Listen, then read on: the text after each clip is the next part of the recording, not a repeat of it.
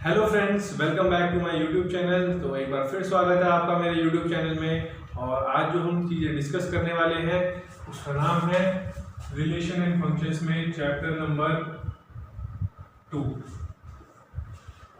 Chapter number 2 में हमने introduction हम कर चुके हैं। तो आज जो बातें करेंगे कुछ रिलेशंस के बारे में करेंगे कि रिलेशंस होते क्या हैं। तो गाइस, रिलेशंस पढ़ने से पहले मैं आपको एक चीज बता दूं कि सपोज कीजिए आपके पास कोई भी सेट है ए, ध्यान दीजिएगा, उसमें एलिमेंट्स हैं आपके 1 2 3 और कोई भी दूसरा सेट है बी जिसके अंदर आपके आ गए सपोज कीजिए 4 5 और 6। ये आपका ए है, ये आपका बी सेट है। तो रिलेशन का मतलब क्या है कि ए और बी का रिलेशन क्या हो सकता है। तो रिलेशन का मतलब हो गया आपका relation of every element of A with every element of B। तो A के सारे एलिमेंट का रिलेशन B के सारे एलिमेंट के साथ ये होता है रिलेशन। रिलेशन मतलब क्या, एक ऑर्डर्ड पेयर में लिख देना। ठीक है, सपोज कीजिए मैंने आपको बोला A क्रॉस B। ठीक है, ध्यान दीजिएगा मैं क्या कह रहा हूं। ए क्रॉस बी जो मेरा कार्टेशियन प्रोडक्ट अगर मैं निकालूं तो क्या आएगा 1, 4 1, 5 1, 6। Same 2 4 2 5 2 6 and then 3 4 3 5 3 6। तो ये सारा का सारा मेरा ए क्रॉस बी। तो ये क्या है, ये ए का रिलेशन ही तो है बी के साथ। मैं इसको रिलेशन बोल सकता हूं। क्यों? क्योंकि ए और बी आपस में क्या हो रहा है, ये रिलेट कर पा रहे हैं कि x की इस वैल्यू के लिए ये 1 जो है, 1 किसको बिलोंग कर रहा है, ए सेट को बिलोंग कर रहा है। और यहाँ पर 4 किसको बिलोंग कर रहा है, 4 मेरा बी सेट को बिलोंग कर रहा है। तो ये इस तरीके से हम रिलेशन बनाते हैं। और रिलेशन होते क्या है कि हर एलिमेंट ए का हर एलिमेंट बी के साथ कभी ना कभी रिलेट कर सके। और आगे बढ़ते हैं इस टॉपिक पे। तो और धीरे धीरे चीजों के बारे में डिस्कस करते हैं। तो मान लो एक रिलेशन बना रहा हूं R1 और R1 लिखा हुआ है A to B। रिलेशन बना रहा हूं, A to B का रिलेशन बन रहा है। और इस A to B रिलेशन में मैं करना क्या चाह रहा हूं, सपोज कीजिए R1, ये मैंने ब्रैकेट यहां पर खोल लिया x, y कोलन, आपकी जो y की वैल्यू है वो x से बड़ी रहनी चाहिए for all x belongs to A and y belongs to B। अच्छा, ये जो उल्टा A है इसे क्वांटिफायर कहते हैं। मतलब इसका मैं बता देता हूं, इसको बोलते हैं फॉर ऑल। मतलब सभी x की वैल्यू, फॉर ऑल x की वैल्यू A को बिलोंग कर रही है और y की वैल्यू B को बिलोंग कर रही है। सो मान लो ये एक रिलेशन मैंने आप लोगों के सामने लिख दिया कि R1 एक रिलेशन है A to B, A से B का रिलेशन है। और x, y के लिए x की वैल्यू छोटी है, y की वैल्यू बड़ी है। और बताइए कि x बिलोंग्स टू A और y belongs to B set. So मुझे बताइए अब आप इसको क्या क्या लिखेंगे। ये अगर मैं बताऊं ये कौन सी फॉर्म में लिखा हुआ है, ये मेरा सेट बिल्डर फॉर्म में है, सेट बिल्डर फॉर्म। और अगर मैं बात करूं x की वैल्यू छोटी y की वैल्यू बड़ी, तो ये रहे A और B के सेट। तो बताएंगे आप क्या क्या वैल्यूज इसमें आ जाएंगी। सारी की सारी वैल्यूज मेरे ख्याल से इसमें आ जाएंगी। जैसे 1, 4 तो 4 1 से बड़ा है, वैसे 1, 5 1, 6। ठीक है, क्योंकि यहाँ पर y की हर वैल्यू x से बड़ी है, y की हर वैल्यू x से बड़ी है, y की हर वैल्यू x से बड़ी है।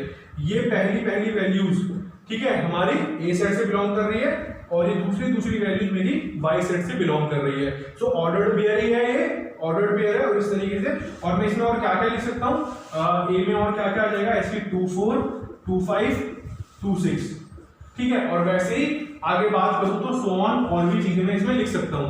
क्या क्या चीजें लिख सकता हूं, जैसे 3 का 4 के साथ, 3 का 5 के साथ, 3 का 6 के साथ। तो ये सारी कंडीशन ये फुलफिल कर रहा है। सो ये जो मैंने आंसर लिखा है ये पूरे के पूरे, इसमें और एलिमेंट्स आ सकते हैं, लेकिन आपने ये सेट बिल्डर फॉर्म था, रिलेशन A to B था, इसको रोस्टर फॉर्म में इस तरीके से लिखा कि y हमेशा x से बड़ा होना चाहिए। तो इस तरीके से मैंने एक R1 रिलेशन बिल्डअप कर दिया। समझ पा रहे हो मेरी बात की रिलेशन कैसे बिल्डअप करना है। तो ये आपने रिलेशन यहाँ पर बिल्डअप कर दिया। इसके बाद बात करते, देखा आपने यहाँ पे R1 सेट को हमने किस तरीके से सॉल्व करा है। तो R1 रिलेशन A से B के लिए जा रहा था और इसी के लिए x जो था A को बिलोंग कर रहा था, y B को, और मैंने सेट बना दिया कि ये y की वैल्यू x से बड़ी होनी चाहिए। R1 तैयार हो गया। ठीक है, चलते हैं अपने नेक्स्ट उसमें R2 में, तो मैं कुछ चीजें मिटाऊंगा और लास्ट में एक रिजल्ट दूंगा आपको, जिसको देख के आप खुद कहेंगे कि हाँ अब ये रिलेशन आप आने वाले 5 साल से पहले तो नहीं भूलने वाले। तो अब चलिए मैं एक नया रिलेशन बना रहा हूं R2 जैसे R1 था वैसे R2 रिलेशन, वो A से B का रिलेशन है। R2 में अगर मैं बात करूं is equal to x, y colon y is equal to x plus 3 for all, उल्टे A का मतलब होता है for all x belongs to A, y belongs to B। ये मैंने एक R2 बना लिया। अच्छा, रिलेशन x और y का है, पहला नंबर A से बिलोंग करेगा, दूसरा नंबर B से बिलोंग करेगा, तो ऑर्डर्ड पेयर है और x की वैल्यू जो डलेगी, अच्छा A और B मिटा दिया है मैंने, तो A और B याद रख लो यहाँ पे साइड में, ठीक है, क्योंकि बोर्ड हमारे पास इतना ही है और इसी में हमें सारी चीजें समझनी है। तो A है 1 2 3 और B था 4 5 6, पता है आपको, मल्टीप्लाई करके आपने यहाँ निकाला है। सो अब देखो x की वैल्यू 1 डालूंगा तो y की क्या निकल के आएगी 1 प्लस 3 4, तो नया जो रिलेशन बनेगा वो हो गया 1 4। फिर x की वैल्यू अगली क्या डलेगी, क्योंकि x किससे बिलोंग करता है A से, x की वैल्यू अगली क्या डलेगी 2, तो 2 डालूंगा 2 प्लस 3 5, तो 2,5 अगला आ गया। x की अगली वैल्यू 3, तो 3 डलेगी, 3 प्लस 3 6, तो ये आ गया 3 पे 6। R2 रिलेशन तैयार हो गया आपका, आपने R1 तैयार करा, आपने R2 तैयार करा। इसी तरीके से अब मैं R3, क्योंकि छोटे छोटे रिलेशन है अब तो, नेक्स्ट R3 यहां पर करते हैं, और R3 रिलेशन के लिए वही A सेट B को बिलोंग कर रहा है, ठीक है, relation from A to B। इसको पढ़ते कैसे हैं, relation R3 from A to B, और R3 is equal to x, y colon y is equal to x plus 4 मान लो, सपोज करो, और फॉर ऑल x किसको बिलोंग करेगा बोलते चलिए, कमेंट सेक्शन में कमेंट जरूर कीजिएगा कि आपको कितना समझ आ रहा है, y आपका B सेट से बिलोंग करेगा। तो R3 अब फिर से स्टार्ट करते हैं, x सेट किससे बिलोंग कर रहा है A से, ये रिलेशन बना रहा हूं ना छोटे छोटे रिलेशन, ये आपको समझ आए चीजों को कि क्या रिलेशन होते हैं। तो x की वैल्यू A सेट से बिलोंग कर रहा है, तो A पे 1 डाल दूंगा यहाँ पे, तो x की वैल्यू 1 डालने पे y की वैल्यू कितनी आएगी 1 प्लस 4 5, उसके बाद तो 5 सेट B में है, हाँ है बिल्कुल है, बनेगा भाई बनेगा। उसके बाद x की वैल्यू दोबारा डालूंगा 2 प्लस 4 6, 2 पे क्या आएगी 6 आएगी, तो x 2 पे A सेट में 2 भी है और ये दूसरा जो B सेट से बिलोंग कर रहा है 6 भी है। अब ध्यान देना, जब x की वैल्यू डालूंगा 3, तो 3 डालने पर 3,7 आ जाएगा, तो 3 प्लस 4 7। अब B y belongs to B है, पर B सेट में तो 7 है ही नहीं, तो इसका मतलब ये रिलेशन नहीं है। तो रिलेशन केवल कौन सी हुए, this one and this one. आपने R1, R2 और R3 रिलेशन बनाए, अपने मन से बनाए, लेकिन आपको एक चीज का ध्यान रखना है बच्चों, जो सबसे ज्यादा जरूरी है कि आप कोई भी रिलेशन बना लो, हर रिलेशन इस A क्रॉस B का सबसेट होता ही होता है। ये बात को पकड़ के रख लो, क्यों, क्योंकि A cross B Cartesian product का मतलब ही क्या होता है कि कार्टेशियन प्रोडक्ट मतलब ऑल पॉसिबिलिटीज, सारी पॉसिबिलिटीज लिख देते हैं हम, 1 को 4 के साथ, 1 को 5 के साथ, 1 को 6 के साथ, ऐसे करते हैं कार्टेशियन प्रोडक्ट। 2 को 4 के साथ, 2 को 5 के साथ, 2 को 6 के साथ, ऐसे करते हैं। 3 को 4, 3 को 5, 3 को 6, तो all possibilities of all the ordered pair A cross B में आ गए, और इस इन्हीं कार्टेशियन प्रोडक्ट के हिसाब से मैंने जो रिलेशन बनाया। अच्छा, एक सिंपल सी बात मुझे बताओ आप, 1 4 1 5 1 6, 2 4 2 5 2 6, 3 4 3 5 3 6, R1 रिलेशन 1 4 1 5 1 6 2 4 2 5, तो क्या ये सारे के सारे एलिमेंट्स इसमें आए या नहीं आए? तो मैं बोल सकता हूं, नहीं बोल सकता कि R1 is a subset of A cross B। बहुत बड़ी बात बता रहा हूं मैं आपको, ये पेपर में 1 मार्कर में क्वेश्चन में आती है कि क्या हर रिलेशन A क्रॉस B, जहां पर A एक नॉन एम्प्टी सेट है, खाली नहीं है, B एक नॉन एम्प्टी सेट है, तो उन दोनों के कार्टेशियन प्रोडक्ट जो होगा वो हमेशा R1 का सुपर सेट होगा, या फिर जो R1 होगा, देखो R1 में जितने भी वैल्यूज आ रही है वो A क्रॉस B में प्रेजेंट है, तो R1 is the subset of A cross B। आगे देखो, R2 फिर से मैंने रिलेशन बनाने की कोशिश करी थी। रिलेशन किसके साथ बनता है, रिलेशन दूसरे के साथ बनता है। A रिलेशन किसके साथ बनाएगा, B के साथ, तो R2 के साथ जब बनाने की कोशिश करी तो 1 4 इस स्टेटमेंट के लिए 1 4 2 5 3 6 ये 3 थे।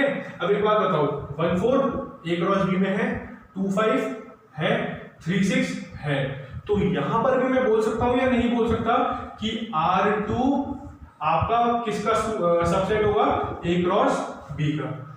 R1 भी A क्रॉस B का सबसेट है, R2 भी A क्रॉस B का सबसेट है। और वैसे ही R3 में देखो इस सेट के लिए जो वैल्यूज आई है 15 इसमें है, 26 इसमें है, तो R3 भी आपका A क्रॉस B का सबसेट होगा। बहुत ध्यान से समझने की कोशिश कीजिए क्या कहना चाह रहा हूं मैं, क्योंकि आपका जो R1, R2 और R3 है ये सारी पॉसिबिलिटीज को मैंने एक साथ लिख दिया। A क्रॉस B मतलब क्या, जो जो पॉसिबल केस बन सकते हैं सब लिख दिए, और उन्हीं का एक छोटे छोटे हिस्से के R1, R2, R3 अपने मन से फंक्शन बना दिए, रिलेशन बना दिए। तो फंक्शन नहीं रिलेशन, तो रिलेशन मैंने बनाए तो क्या पाया मैंने कि R1 हो, R2 हो चाहे R3 हो, हर रिलेशन A क्रॉस B का सबसेट होता है। ठीक है, इसके बाद हम आगे कंटिन्यू करते हैं। तो R1, R2, R3 सबसेट होते हैं A क्रॉस B के, ये हम डिस्कस कर चुके हैं। तो चलिए आगे और बहुत सारी चीजें डिस्कस करनी है, तो जिसके लिए रब कर देता हूं, आप लोग साथ साथ चीजों को नोट जरूर करते चलना कि कहां पर क्या क्या हुआ है। ठीक है, अब बात करेंगे कुछ और इंपॉर्टेंट चीजों की, लाइक इमेज क्या होता है, प्री इमेज क्या होता है। ठीक है, तो स्टार्ट कर रहे हैं हम सबसे पहले, और मैं एग्जांपल देते देते आप लोगों को सारी चीजों को समझाऊंगा। ए सेट था आपका 1 2 3, बी सेट था आपका 4 5 6। ए और बी सेट आपको ये दोनों दिए गए थे, ए और बी सेट आपको ये दोनों दिए गए थे, और आपको मान लो अब इमेज बनानी है, या फिर सपोज करो रिलेशन था, कोई भी रिलेशन था A to B, और रिलेशन आपका हो गया x, y, वेयर क्या बोलूँ मैं यहाँ पर x + 3 = y, या y = x + 3 हो गया, for all x belongs to A, y belongs to B। तो अगर मैं इसके लिए वो बनाऊं तो मेरे क्या क्या ऑर्डर्ड पेयर बन सकते हैं, x की वैल्यू 1 डालूंगा, 1 + 3 4, तो 1 पे 4, 2 पे 5, 3 पे 6। अब देखो क्या क्या चीजें समझाने वाला हूं। डोमेन, डोमेन का मतलब क्या होता है, the set of all the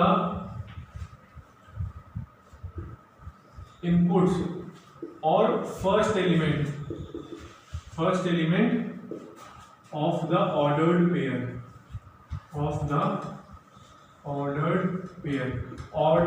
pair में जो पहला एलिमेंट है, जैसे कि ऑर्डर्ड एलिमेंट 1,4 एक ऑर्डर्ड पेयर है ना, इसमें पहला एलिमेंट क्या हो गया 1। ठीक है, ये एक ऑर्डर्ड पेयर है ना, ये रिलेशन बिल्डअप हुआ है ना। ठीक है, ये एक रिलेशन बना हुआ है, इसमें y = x + 3 कर देता हूँ, ये आपका रिलेशन बना हुआ है। 1 डालने पर 4, तो 1 है x से बिलोंग कर रहा है, 2 इस पे कर रहा है, 3 इस पे कर रहा है, वैसे 4 5 और 6। तो डोमेन मतलब क्या, कोई भी ऑर्डर पेयर के लिए जो वैल्यू यहाँ पर मुझे डालनी होती है ये वाली, वो सारी की सारी ऑर्डर पेयर कहलाती है। सपोज करो यहाँ पे जैसे 1 हो गया, 2 हो गया, 3 हो गया, तो इस फंक्शन के लिए 1 2 3 आर द ऑर्डर्ड पेयर। एक और चीज मैं आपको यहाँ पे बताऊंगा कि व्हाट इज इमेज। ठीक है, second element of the ordered pair, definition के साथ आपको चीजें समझा रहा हूं मैं। Second element of the ordered pair is called image।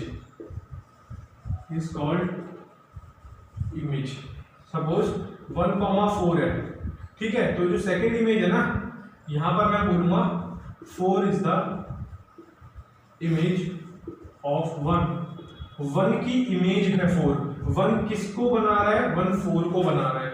और ऐसी बात करूंगा कि 1 क्या है, तो 1 को बोलते हैं प्री इमेज। ठीक है, तो 1 is the pre-image of 4। 4 image है और 1 आपका प्री इमेज है। सो 4 is the image of 1। 1 की इमेज कौन है, 4, और 1 क्या है, 1 प्री इमेज है। किसकी प्री इमेज है, 1 4 की।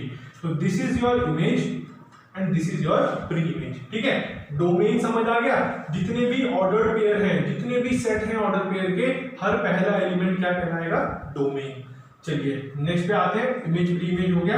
रेंज, रेंज क्या होता है, the set of all the elements. ठीक है, the set of all the second elements in the ordered pair in the ordered pair is called range. कैसे? यहां पर देखिए ये 1, 4, 2, 5, 3, 6 तो ऑर्डर्ड पेयर है। इसमें सेकंड वाला क्या आ गया आपका 4, तो ये आपका आ गया 4। वैसे यहाँ सेकंड एलिमेंट क्या है 5 और थर्ड एलिमेंट क्या है 6, तो 4, 5, 6 ये आपकी रेंज हो जाएगी। 4, 5, 6 ये आपकी रेंज हो जाएगी। ठीक है, अब रेंज में कौन से एलिमेंट आते हैं? ऑर्डर्ड पेयर के सेकंड एलिमेंट। डोमेन में कौन से आते हैं? ऑर्डर्ड पेयर के फर्स्ट एलिमेंट। इमेज क्या होता है? जो दूसरा नंबर होता है वो इमेज होती है पहले की, और पहला क्या होता है? पहले वाली प्री इमेज होती है दूसरे की। ये 4 जो है वो इमेज है और 1 जो है वो प्री इमेज है। उसके बाद बात करते हैं डोमेन हो गया, ये हो गया। अब आता है कोडोमेन, ये मोस्ट इंपॉर्टेंट चीज है कोडोमेन। तो कोडोमेन में बात करूं तो कोडोमेन में सेट ऑफ बी, जो भी बी वाले एलिमेंट में, जैसे मान लो मैं यहाँ पे आर रिलेशन लिख रहा हूं फ्रॉम ए टू बी, तो ये जो बी है पूरा का पूरा, इस बी सेट में जितने भी एलिमेंट्स है इन सबको क्या बोलते हैं? सेट के अंदर जो एलिमेंट्स आएंगे वो सारे के सारे कोडोमेन कहलाते हैं। और हमेशा एक चीज का ध्यान रखना जो मैं आपको बता रहा हूं कि range is always a subset. Question करूंगा तो क्लैरिटी मिल जाएगी। Range is always a subset of codomain. समझ आ रही है मेरी बात? जो भी ये बी सेट होगा, जैसे ए मान लो यहाँ पर रिलेशन ए टू सी होता, तो सी के सेट के अंदर जितने एलिमेंट होते वो कोडोमेन में आते।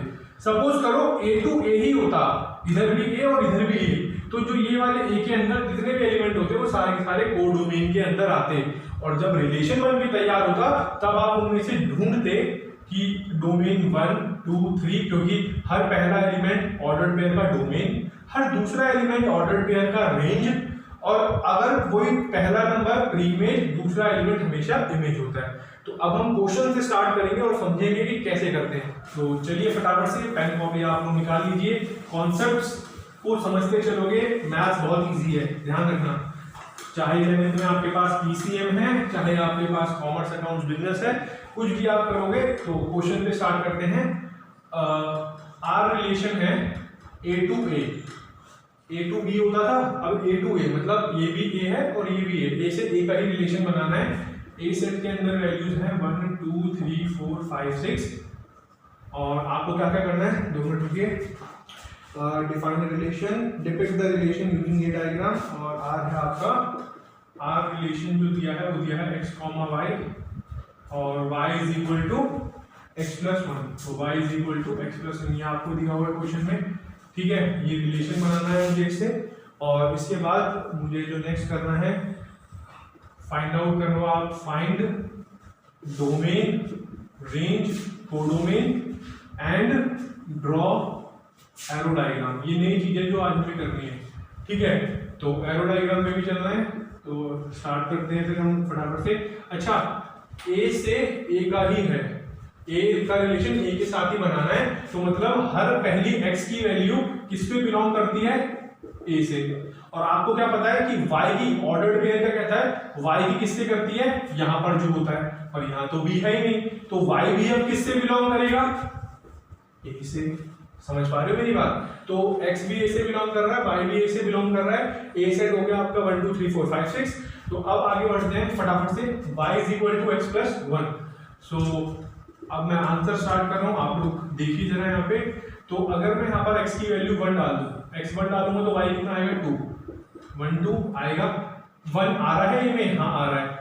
2 भी चेक करूंगा, ए में ही करना पड़ेगा, ऑब्वियस सी बात है, क्योंकि y भी अब a से बिलोंग कर रहे थे। 2 आ रहा है? हाँ आ रहा है। अगला 2 डाल के देखो, x की वैल्यू 2, 2 प्लस 1 3, तो y कितना हो गया? 3। वैसे 3 डालूंगा तो 4 आ जाएगा, 4 डालूंगा तो 5 आ जाएगा, 5 डालूंगा तो 6 आ जाएगा, और जैसे ही 6 डाल दूंगा, क्योंकि 6 आखिरी वैल्यू है, 6 डालूंगा तो 6 प्लस 1 7 आ जाएगा। क्या कुछ गलती नजर आ रही है?